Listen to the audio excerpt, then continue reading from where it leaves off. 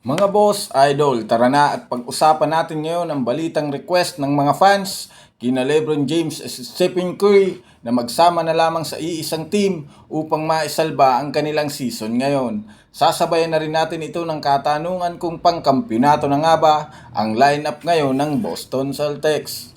Pero bago yan, please don't forget to hit the notification bell at mag-subscribe sa aking channel.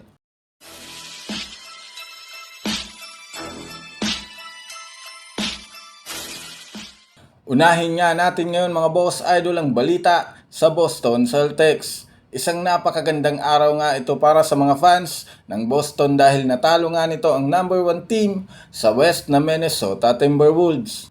Marami nga ang umaasa na dahil hindi naglaro si Kristaps Porzingis sa Celtics ay kukulangin nga sila sa opensa at scoring, ngunit dahil na rin sa kagustuhan ni Jason Tatum at Jaylen Brown na makabalik sila sa winning column dahil sa kanilang pagkatalo sa Indiana Pacers noong nakaraan ay nagtala nga ang dalawang ito ng 85 points. Panalo nga dito ang Boston matapos mag-overtime ang kanilang laro. Dagdag pa nga dyan mga boss idol, hawak pa rin nga nila ang best record sa East na 29 wins at 8 losses. Ayon nga sa mga fans mga boss idol, sapat na nga daw ang kanilang lineup upang makabawi sa finals o di kaya makuha ang 19 banner na kampyonato. Pero overall, dahil nga sa ipinapamalas ngayon na potensyal ng kanilang team, masasabi nating malaki ang tsansang pumasok sila sa finals, ngunit magdedepende pa rin naman nga ito sa kanila kung madadala nila ito hanggang sa playoffs.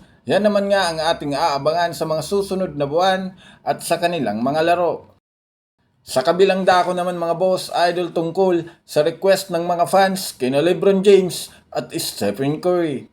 Dahil nga literal lang hihina ngayon ang team ng Golden State Warriors lalo sa kanilang pagkatalo ngayong araw kontra sa New Orleans Pelicans, ay maraming mga fans ngayon ang nagsasabing tapos na ang era ng Golden State Warriors.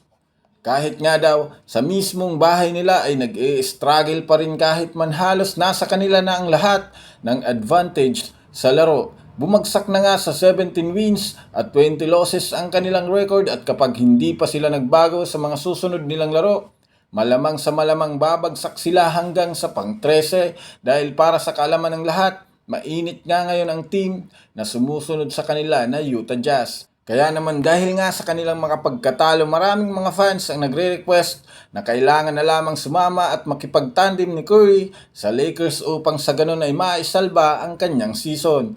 Kahit nga mga fans ng Warriors, sang-ayon na mangyari ito. Kailangan lamang nga ng maraming assets ang ibigay upang makuha si Stephen Curry.